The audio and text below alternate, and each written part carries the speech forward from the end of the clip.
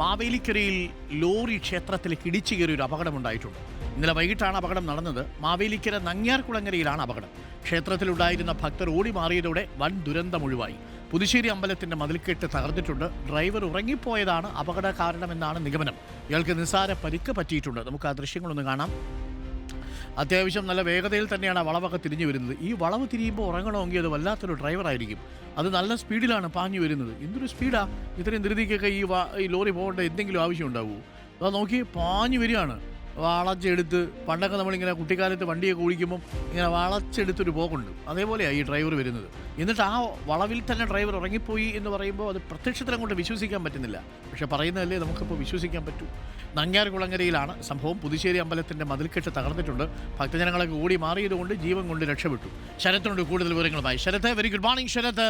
ഇന്നലെ വൈകുന്നേരമായിരുന്നു സംഭവം. അവിടെ ഒരു ചെറിയ വളവുണ്ടെന്ന് തോന്നുന്നു. എന്താ സംഭവിച്ചത്? ഡ്രൈവർ ഉറങ്ങിപ്പോയതാണോ? അത്യാവശ്യം നല്ല സ്പീഡിലൊക്കെ വരുമ്പോൾ എങ്ങനെയാണ് ഉറങ്ങിപ്പോകുന്നത് ശരത്ത്?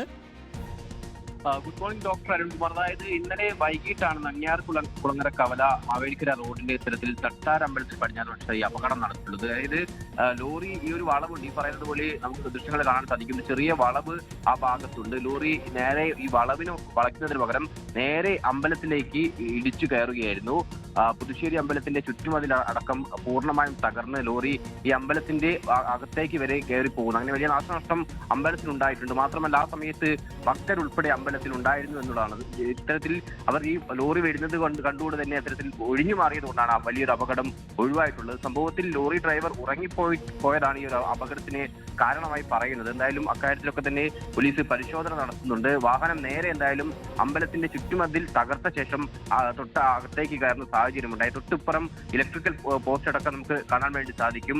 ആ രീതിയിൽ അവിടെ ഇടിച്ചിട്ടുണ്ടെങ്കിൽ ഒരുപക്ഷെ അതിലും വലിയ അപകടങ്ങൾ ഉണ്ടായി. എന്തായാലും വലിയ അപകടം ഒഴിവായി പോയിട്ടുണ്ട്. ഈ ഡ്രൈവർക്കും കാര്യമായ പരിക്കൊന്നും പറ്റിയിട്ടില്ല. ഉറങ്ങിപ്പോയത് കൊണ്ട് തന്നെ ഈ അപകടം ഉണ്ടായി എന്ന് മാത്രമാണ് അദ്ദേഹം പറഞ്ഞിട്ടുള്ളത്. പക്ഷേ ദൃശ്യങ്ങളിൽ കാണുമ്പോൾ വലിയൊരു അപകടം തന്നെയാണ്. ഇത്തരത്തിൽ ലോറി അമിത വേഗതയിലാണ് വന്നത് എന്നടക്കം നാട്ടുകാർ പറയുന്നുണ്ട്. പ്രദേശത്ത് ഈ ടിപ്പർ ടോറസ് ലോറികൾ നിരന്തരം പോകുന്നത് സ്കൂൾ കൂടി ഉള്ള പ്രദേശം കൂടിയാണ്.